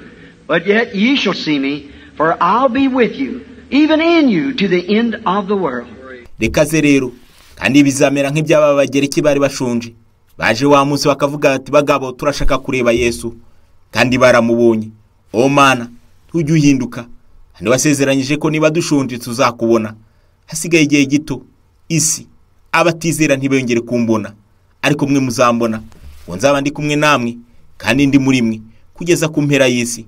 We know that you're the same yesterday, today, and forever. Lord, the words has been said, it's been written, now let it be done for the glory of God to show that He keeps His word. Amen. God bless you. Tuzi ko uko wari urejo niko uri none n'iteka ryose. Mwami, amagambo yavuzwe kandi aranditse, none reka asohore ku bw'icyubahiro cy'Imana no kubwo kwerekana ko yubahiriza ijambo rye. Amen. Imana ibaha umugisha. I'm going to call a prayer line. I believe Billy said to give out prayer cards 1 to 100 or something like that. He isn't here just now. What is a prayer card number? Somebody look on your back. It'll be a number and a letter, A, B, C, D. What is it? A, all right? Ye gukora umurongo w'amasengesho. Ntekereza ko Biri yatanze amakarita y'amasengesho guhera kuri 1 kugeza ku 100 cyangwa ibintu nk'ibyo. Ntari hano muri aka kanya. Murebe ku rundi ruhande rw'ikarita yanyu hariho inomero y'inyuguti A, B, C, D cyangwa niki A. Ni byiza. Let's have A number 1, 2, 3, 4, 5. Just start standing up like this. A number 1, number 2, number 3, number 4. 4, I didn't see it stand up. Prayer card number 4. 1, 2, 3. Prayer, maybe they can't get up. If they can't, somebody look at your neighbor's card. He may have a card, he can't stand up. Dufate A, nimero 1, 2, 3, 4, 5. Mutangire muhaguruke. A, nimero 1, nimero 2, nimero 3, nimero 4. Kane ntabwo nabonye yifite. Ikarita nimero 4. 1, 2, 3. Bishoboka ko ari umuntu udashobora guhaguruka. Niba ariko biri murebe ikarita y'uri ruhande rwanyu. Bishoboka ko afite ikarita ariko adashoboye guhaguruka. Quickly now, there it is. 4, 5. Prayer card number 5, 6, 7, 8, 9, 10, 11, 12. Just start coming up here now as your numbers are called. Number 1, 2, 3. Just come right out this way. Prayer card number 1, 2, 3, 4, 5, 6, 7, 8, 9, 10, 11. Just take your places. Twihuse noneho reka dufate ikarita nomero 4, 5, 6, 7, 8, 9, 10, 11, 12. Gutangira kuza hano uko nimero yawe hamagawe. Nomero 1, 2, 3 muze hano. Karita y'amasengesho nomero 1, 2, 3, 4, 5, 6, 7, 8, 9, 10, 11. Jya mu mwanya wawe. 11, 12, 13, 14, 15, 16, 17, 18, 19, 20, 21, 22, 23, 24, 25. 11, 12, 13, 14, 15, 16, 17, 18, 19, 20, 21, 22, 23, 24, If there's anybody can't, I see a young man in a wheelchair back there. If your number's called, son, and if you can't get, well, just hold your hand. We'll see that you get here. See? Udashoboye guhaguruka. Ndabona umusore umwe mu kagare hari inyuma. Niba nimero yawe hamagawe Mungu wanjye kandi ukaba udashoboye. Rero zamura gusa ikiganza cyawe. Turabe ko twakugeza hano. Murabona? How many in here doesn't have a prayer card and yet you're sick? Let's see your hands. Anywhere. That's right. Put your hands up. Do you believe, while they're getting them together, do you believe this? That He's the same yesterday and forever?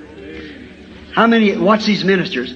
Doesn't the Scripture say today, brethren, that He is a high priest that can be touched by the feeling of our infirmity? Is that right? Ibangahe badafite ikarita y'amasengesho kandi barwaye. Zamura ikiganza cyawe aho waba uri hose. Ni byiza. Zamura ikiganza cyawe. Zamura ikiganza gusa. Murizera. Mu gihe barimo kuyegeranya, waba wizera ko uko yarari ejo niko ari none n'iteka ryose. Bangahe mwitegereza abakozi b'Imana. Ese byanditswe ntibivuga yuko uyu munsi bene data ko ari umutambyi mukuru ushobora kubabazwa n'imibabaro yacu? How many believes that? Raise your hand. He's a high priest that can be touched by the feeling of our infirmities. Then if the Bible says He's the same yesterday and forever, how many believes that? Then how would He act today? He'd have to act like He did yesterday. Is that right? Ese nukuri ni bangahe babyizera? Muzamura ikiganza. Ni umutambyi mukuru ushobora kubabazwa n'imibabaro yacu. Bibiri ivuga ko uko yarari ejo ariko ari none n'iteka ryose. Ni bangahe babyizera? Yakora ate uno munsi? Agomba gukora nkuko yakoze ejo. Nibyo. Where's he at tonight? Sitting on the right hand of the Majesty, his body. The Holy Spirit is here in the building to make him known. Notice. Now look. What happened when somebody touched his garment back there? A woman one day, she didn't have a prayer card, we'd say, but she touched his garment. And when she touched his garment, Jesus turned around and said, "Who touched me?" Arihe uno mugoroba yicaye buryo bw'ishobora byose, umubiri we, umwuka we uri hano mu cyumba kubwo kumugaragaza. Mwitegereze noneho, habaye ikibwo umugore yakoraga ku mwenda we umunsi umwe kera. Ntabwo yari afite ikarita y'amasengesho, ariko yakoze ku mwenda we. Kandi ubwo yakoraga ku mwenda we, Yesu yarahindukiye arababaza ati, "Ninde unkozeho?" Peter rebuked him and said, "Why, Lord, that doesn't sound just sensible like. Why, everybody's trying to touch you. Why say, who touched me?" He said, "But I perceived that I got weak." How many knows that? Virtue, which means strength, went from him. I got weak. Somebody touched me with a different kind of a touch. And he turned around and looked to the audience until he found where that channel of faith. Peter aramubwira ati, "Mwami, ntabwo byumvikana. Abantu bose barimo kugerageza kugukoraho. Kukivuze ngo ninde unkozeho?" Aravuga ati, "Ndumva ngize intege nke." Ibande bazi ibyo. Imbaraga yari yasohotse muri we. Ncitse intege. Hari umuntu nkozeho afite gukoraho kudasanzwe. Nuko arahindukira areba mu iteraniro kugeza haboneye uwo muyoboro wo kwizera. Everybody was putting their arms around, "Oh, Rabbi, we believe you and all this." But there was somebody who really believed it. And she touched his garment and believed that she was healed. Because she said in her heart if she could do it, that's what would happen. He turned around and looked up on the audience till he found her. And he said, told her blood issue had stopped. And she was healed. Is that right? Abantu bose bamufatagaho bagira bati, "Oh, Rabbi, turakwizera." Nibindi. Ariko hari umuntu wizeraga cyane ibyo. Kandi yakoze ku myenda ye maze yizera ko yakize. Ko yari yibwiye mu mutima we ko nabikora biri bube. Yarahindukiye araranganya amaso mu iteraniro kugeza mubonye, amubwira ko kuva amaraso kwe bihagaze kandi ko akize. Ese nibyo? Now that's what he did in the audience of the people. Now I'm claiming that he is not dead. He's just as much alive today as he ever was. And the Bible said, Jesus said himself, "As it was in the days of Sodom, so shall it be in the coming of the Son of Man." Now look, no matter what kind of a gift that God has up here, there's got to be one down there too to respond to it. He went into a city. The Bible said there's many things he could not do because of their unbelief. Is that right? Same thing today. You've got to believe him. You just got to believe him. That's the only way you can. Noneho uko niko yabikoze aho yari mu iteraniro ry'abantu. Rero mpamirije yuko atapfuye, ni muzima none nkuko yahoze. Bibiliya irabivuga. Yesu ubwe yaravuze ati, "Uko byari biri mu minsi ya Sodomu, niko bizaba bimeze mu minsi y'umwana w'umuntu."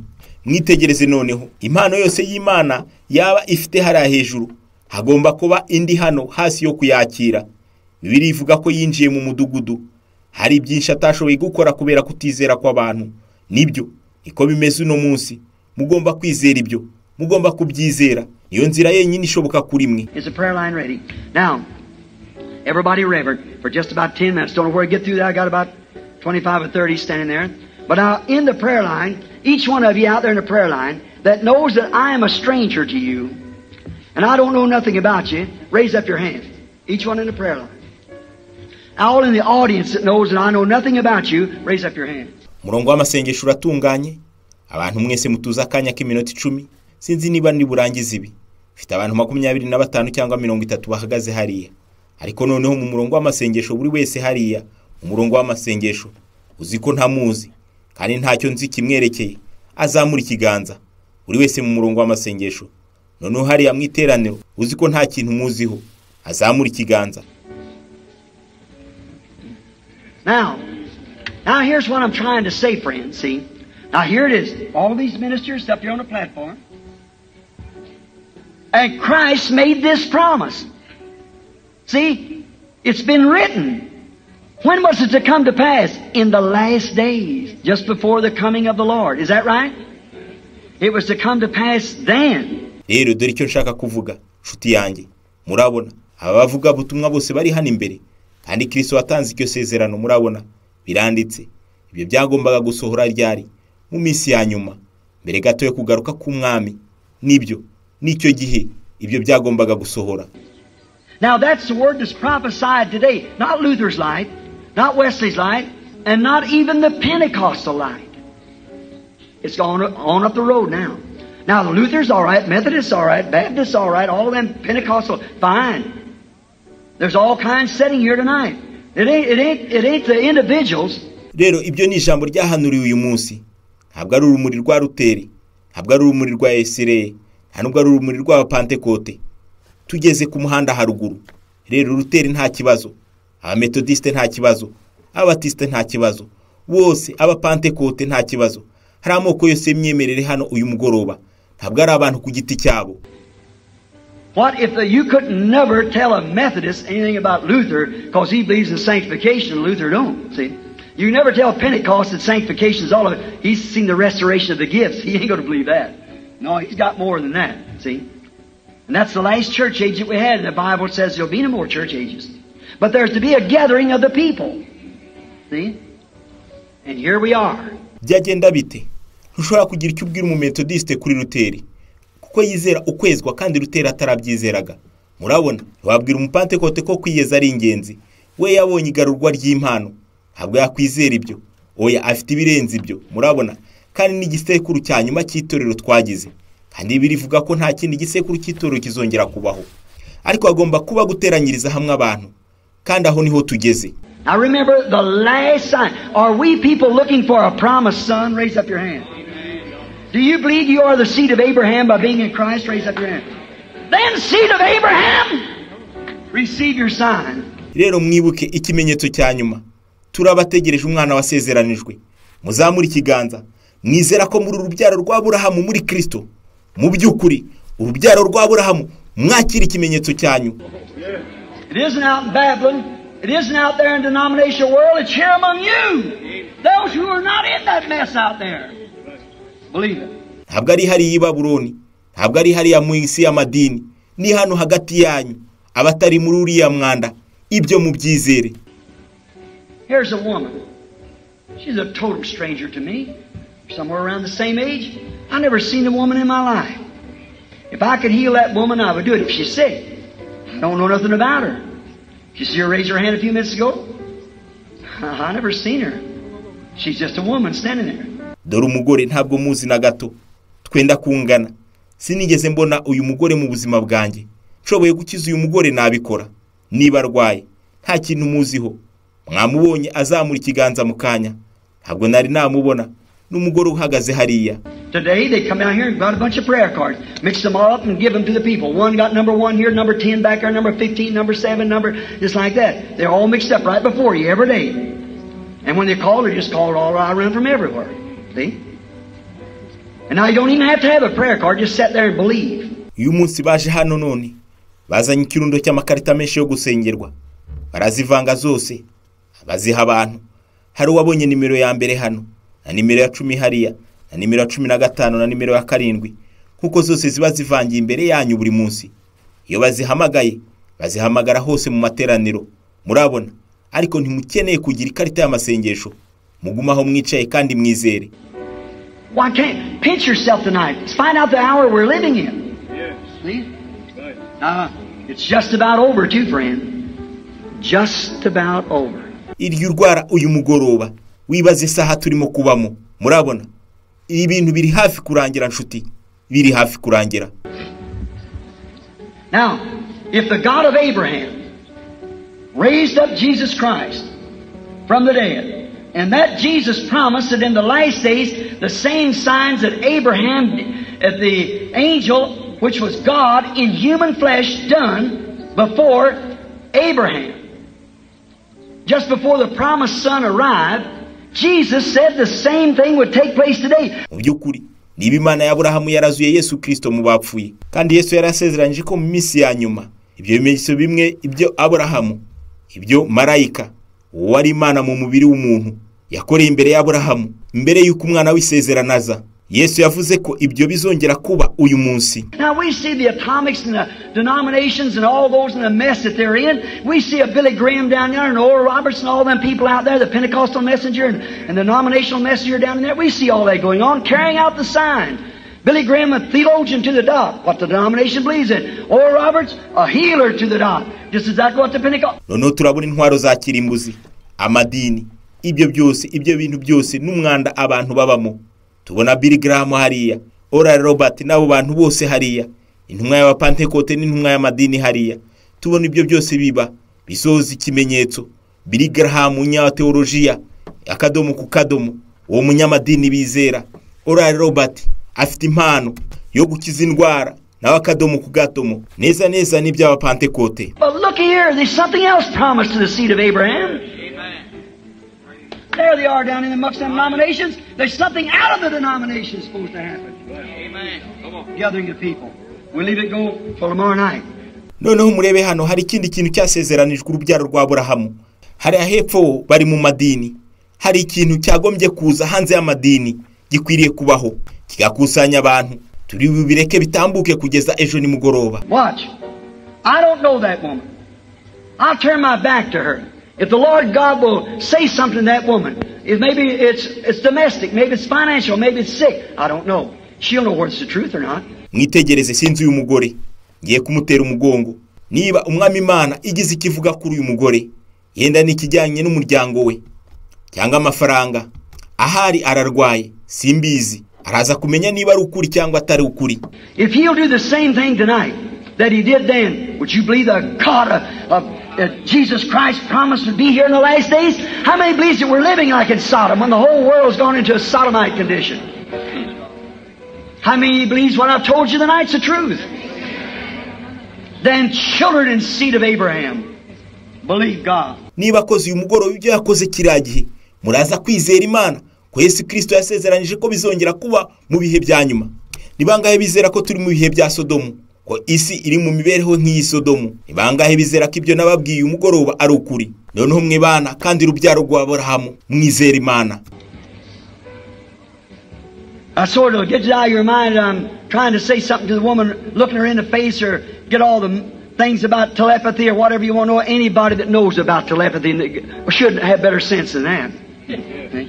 Did you ever see a telepathist preaching the gospel? Did you ever see a spiritualist preaching the gospel? Doing signs and wonders, proclaiming Jesus Christ the same? No. Noneho birakura ibyo mu bitekerezo byanyu ko hari icyo ngerageza kubwira uyu mugore. Ndimo mureba aha mu maso. Cyangwa kuvana ibyo byose kubijyanye na telepasi, cyangwa ibyo mushaka kumenya. Umuntu wese ugize icyazi kuri telepasi yakagombye kuba afite ubushobozi bwisumbuye. Murabona, mwari mwabona umuntu ukora telepasi uvuga ubutumwa bwiza? Mwari mwabona umupfumu uvuga ubutumwa bwiza? Kora ibimenyetso n'ibitangaza uvuga ko Yesu Kristo adahinduka? Oya. See, it's people's mind. See, they're blind. Do you believe they can be blind? The Bible said they would be. Is that right? Heady, high-minded lovers of pleasure more than lovers of God, truce breakers, false accusers, incontinent, despisers of those that are good, having a form of godliness but denying the power thereof. Murabona ni neza ni ibitekerezo by'abantu. Murabona ni impumyi. Mwizera ko bashobora kuba impumyi? Bibiliya ivuga ko ariko bazamera. Nibyo. Abirasi barakazwa n'ubuso bakunda kwishimisha kurusha uko bakunda Imana. Abanyamugayo, abanyamazimwe, batihangana, abanzi b'abantu beza, basa n'abakunda Imana ariko bahakana igitanga imbaraga. Didn't Jesus say in St. Matthew 24:24 that the two spirits in the last days would almost deceive the very elected if it was possible? But it isn't possible. They were in God's thoughts at the beginning. They're part of God. Yesu ntiyavuze muri Matayo ibice 22:24 ko mu minsi ya nyuma iyo myuka yashuka abatoranijwe yabaga byashobokaga, ariko ntibishoboka. Bari mu bitekerezo by'Imana mu itangiriro kandi n'urugingo rw'Imana. Now, God of Abraham, Isaac, and Jacob, let it be known tonight that I'm telling the truth about you. It's you, Lord. Humbly, let your servants be able to get their own thoughts out of the way that you could use our bodies for your glory. In Jesus' name, the Son of God. Amen. None Imana ya Aburahamu, ya Isaka, ya Yakobo, bamenye ko mvuga ukuri kubikwerekeye. Ni wowe mwami. Emera ko abagaragu bawe bashobora kwikuramo mu buryo buciye bugufi ibitekerezo byabo bwite, kugira ngo ukoreshe umubiri wabo, kugira ngo ukoreshe imibiri yabo kubw'icyubahiro cyawe, mu izina rya Yesu, umwana w'Imana. Amen.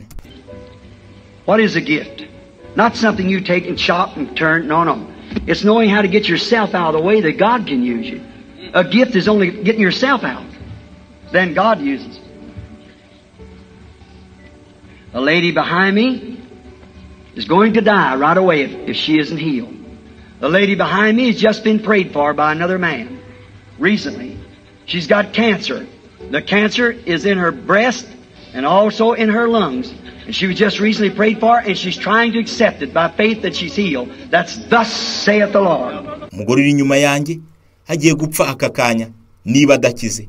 Umugore uri inyuma yanjye hari umuntu wamusengeye mu kanya afite kanseri kandi iri mwibere no mu bihaha kandi baherutse kumusengera kandi ari kugerageza kubyakira mu kwizera ko yakize. Uku ni kuwiteka avuze. Is that true, lady? If it's right, wave your hand to the audience. The God of Abraham still lives. All right, go believe what you believe and you'll get well. Amen. Nibyo madamu, mugore aravuga ati nukuri kose. Niba ari byo korera ikimenyetso iteraniro, Imana ya Aburahamu ihoraho, ni byiza. Genda wizere ibyo kandi uzakira. Amen. Mwizere. You believe? You say, what about the audience? This woman sitting here on the end of the row, second lady right there.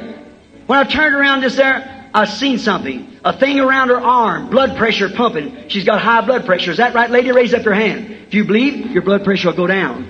Muravuga muti bimeze bite mwiteraniro. Uyu mugore wicaye hano ku mwisho w'umurongo. Mudamu wa kabiri hariya. Ubwo nahindukiraga hariya nabonye ikintu ku kuboko kwe. Umuvuduko utewe nuko amaraso atembera. Arwaye umuvuduko, sibyo madamu. Zamura ikiganza niba wizera. Umuvuduko uramanuka. The God of Abraham is still on the scene. He's just exactly what it was. The Word of God for this day. Imana ya Aburahamu iracyakora, iracyari neza neza uko yari irejo. Ijambo ry'Imana ry'iki gihe. How do you do? You believe now? Have faith in God. You seem to be just a child. God knows your heart, young lady. I don't. Do you believe God's able to reveal to me what's wrong? Will you believe Him if I will? It's not for you. It's for somebody else. That's your brother. And he's very serious. And he's in a city north here, Valeria. And he's in a hospital. And he's got leukemia. And the doctor's giving him up to die with no hopes at all. That's right. You believe? Yeah. All right. What you got in your hand? Take that and lay it on me. Don't die. Believe. Amen. Wiriwe noneho urizeye izera Imana wagira ngo n'umwana ni Imana izi umutima wawe madamu ntabwo ari ngewe wizera ko Imana yampishurira ikitagenda uraza kumwizera niba mbikoze ntabwo ari wowe n'undi muntu ni musaza wawe amerewe nabi kandi ari mu mujyi mu majyaruguru ya hano turare kandi ari mu bitaro kandi afite indwara y'amaraso abaganga baramuretse ngo yipfire nta cyizere n'amagike nibyo urizera ni byiza ufite iki mu kiganza igitambaro gifate maze uze kukimushyiraho kandi ntushidikanye izere amen. You believe? I never seen the lady in my life, but God remains God. Now tell me a human being can do that. It isn't in the making of a human being to do it.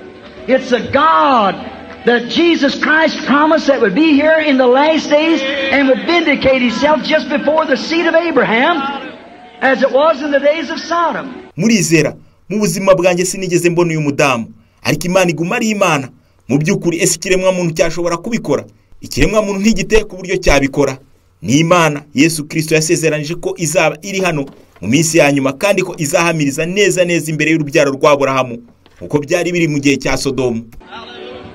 Now here, I don't know the lady. We're strangers to one another.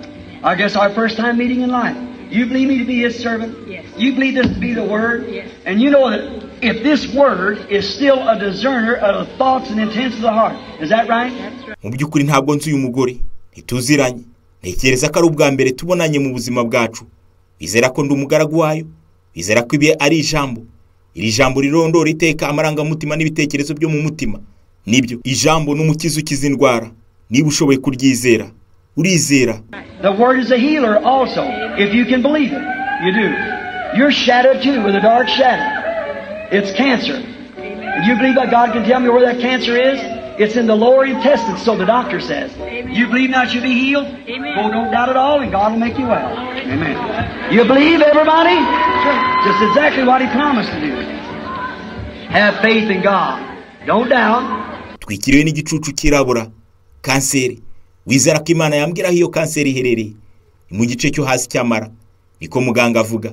Wizera ko ugiye gukira nonaha. Genda ntushidikanye na gato, kandi Imana iragukiza. Amen. Murizera mwese? Nibyo, yavuze ko azasohoza ibyo yasezeranye. Mwizera Imana kandi ntimushidikanye. We're strangers to one another. I don't know you. If we're strangers, let the audience know that we hold our hands.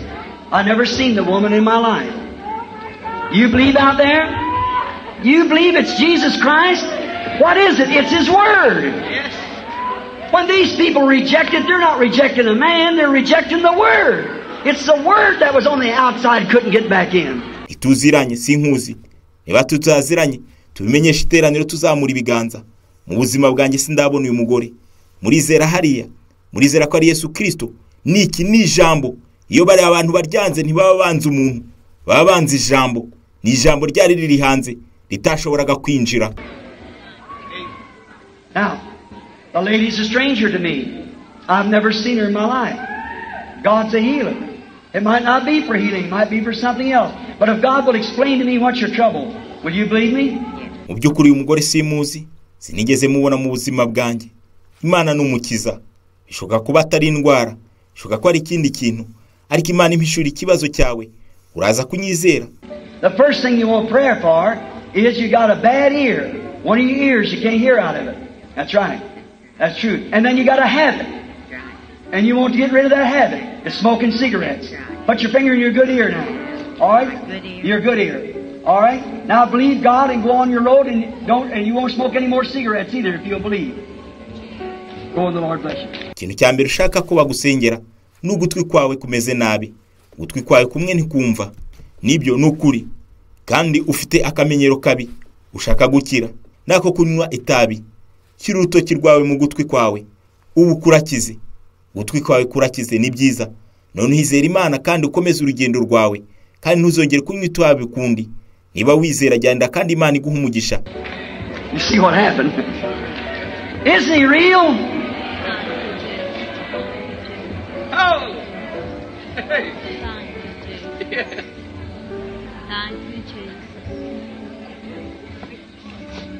I don't know you. We're strangers to one another.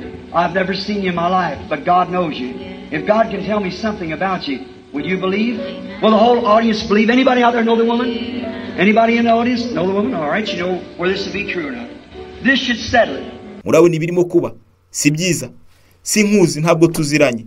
Sinigeze nkubona mu buzima bwanjye. Ariko Imana irakuzi. Niba Imana igize ikimpishurira kuri wowe, uraza kwizera. Esteraniro ryose riri bwizere. Haba hari umuntu hano mu iteraniro wabuze uyu mugore. Ni byiza. Urazi ko ari byo cyangwa atari byo. Ibi byari bikwiriye kuba bikemuye ikibazo. This should tell the truth.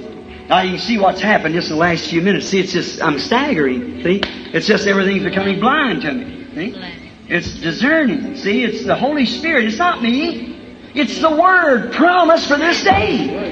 It's never been since the days of the apostles. It never has been. Before it was said, just before the coming of the Son of Man, as it was in the days of Lot, so shall it be in the coming of the Son of Man. Unbelievers don't believe it. They're not expected to believe it. But believers believe it. Now, if the Holy Spirit will reveal this, how many will believe? With all your heart, you raise your hand. Ibi byari bikwiriye kuba bihishuye ukuri. Rero mushobora kureba ibibaye muri iyi minota mikishize. Murabona, fite isereri sindeba neza. Murabona, biterwa no kurondora imitima. Murabona n'Umwuka Wera. Ntabwo ari njyewe. Ni ijambo ryasezeranywe muri iyi minsi. Ibi ntibyigeze bibaho kuva mu minsi y'intumwa. Ntibyigeze bibaho. Ariko nkuko byavuzwe mbere yo kuza k'Umwana w'umuntu, ko byari bimeze mu gihe cya Loti, nako bizaba bimeze mu minsi y'Umwana w'umuntu.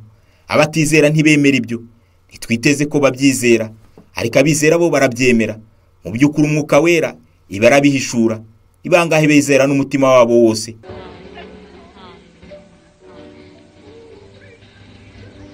You got some damage. You've had a car accident. It's pulled some vertebrae loose in your neck. You also got a kidney pulled loose. That's right, isn't it? Yes, sir. You believe? Yes. You'll be all right. Thank you. Just praise the Lord. You believe God heals kidney trouble? Then go ahead and accept your healing. Warakomeretse. Wagize impanuka y'imodoka. Wagize ikibazo cy'amagufa y'ijosi. Kandi ufite impyiko yononekaye. Si byose. Urizera. uraza gukira, umwami ahabwa icyubahiro. Wizera ko Imana ikiza uburwayi bw'impyiko, komeza kandi wakire gukira kwawe. Come, lady.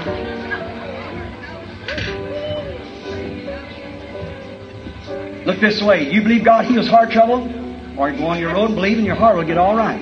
Ngwino madamu, reba muri iki cyerekezo. Wizera ko Imana ikiza uburwayi bw'umutima. Ni byiza. Ikomereza urugendo rwawe kandi wizere. Umutima wawe uraza gukira.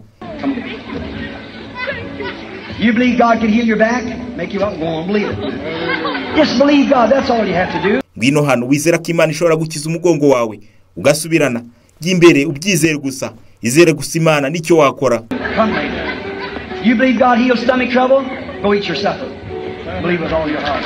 Amen. Ngwino madamu, wizera ko Imana ikiza igifu, genda ufata ifunguro ryawe, izere n'umutima wawe wose. Come. You believe God can heal arthritis? Then go believe it and God will make you well. All right? Come. You believe with all your heart? You believe arthritis again? You believe that God can make you well? Go on, believe it. Say, thank you, Lord. Ngwino wizera ko Imana ikiza rubagimpande. Rero taha kandi wizere Imana iragukiza. Ni byiza, ngwino wizera n'umutima wawe wose. Ni rubagimpande kandi wizera ko Imana ishobora kugukiza. Jya imbere byizere uvuga uti urakoze mwami. How many believes out there? Do you believe? This lady sitting here with a red dress on, raising up her hand right here, suffering with high blood pressure. You believe God can make you well? You do? All right. Lay your hands over on that lady next to you down there and tell her voice is going to get all right. Amen. Ni bangahe bizera ibyo? Murizera. Uyu mugore wicaye hano mu ikanzu itukura, uzamuye ikiganza hano, arwaye umuvuduko. Wizera ko Imana ishobora kugukiza? Urizera nibyo. Rambika ibiganza kuri uwo mugore uri iruhande rwawe hariya. Umubwire ko ijwi rye riza gusubirana. Amen. There it is. Hallelujah. Amen. Do you believe? Have faith. Here's a man sitting here having hemorrhages. You believe, sir? Sitting right here. Yes, got hemorrhage. You believe it'll heal? The lady next to you has hemorrhages also. And she has a back trouble. You believe God's going to heal you? You do? Raise your hand and accept it. Murizera. Mugire kwizera. Dore umugabo wicaye hano uva amaraso. Urizera mugabo? Wewe wicaye hano yego. Uva amaraso, wizera ko uri bukire. Umudamu uri iruhande rwawe afite indwara yo kuva amaraso kandi arwaye n'umugongo. Wizera ko Imana iza kugukiza? Urizera? Zamura ikiganza kandi ubyakire. This lady next to you has trouble with her legs and with her hip. You believe that's right, lady? You believe that you'll be healed? Or raise up your hands and accept it. Izere. Uwo mugore uri ku ruhande afite ibibazo ku maguru no mwitako. Wizera ko ari byo madamu? Wizera kuza gukira? Rero zamura ikiganza maze uvuga uti ndabyakiriye. Or if the lady next to her has infection, you believe that God will heal the infection, young lady? With the glasses on, raise up your hand and say, I accept it. All right, believe it. Ni byiza, umudamu uri iruhande rwe afite ubwandu mu maraso. Wizera ko Imana iza gukiza ubwo bwandu? We madamu wambaye amarinete, zamura ikiganza maze uvuga uti ndabyemeye. Ni byiza, byizere. The lady next to her has kidney trouble. You believe God will heal the kidney trouble, lady? All right, raise up your hand and accept it. Mudamu wicaye iruhande rwe arwaye impyiko. Wizera ko Imana iza gukiza ubwo burwayi bw'impyiko? Madamu ni byiza, zamura ikiganza kandi ubyizere. The little girl next to her has a goiter. You believe that God will heal the goiter, lady? Raise up your hand and accept it. Mwana w'umukobwa uri iruhande rwe afite umwingo.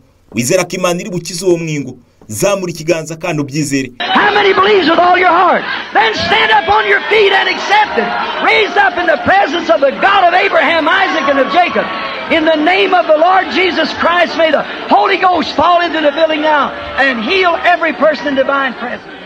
Ni bangahe bizera n'umutima wawe wose? Muhaguruke mu bwiza bw'Imana ya Aburahamu, ya Isaka na Yakobo, mu izina ry'Umwami Yesu Kirisito. Reka Umwuka Wera amanukiye muri iki cyumba nonaha kandi akiza umuntu wese uri mu bwiza bw'Imana.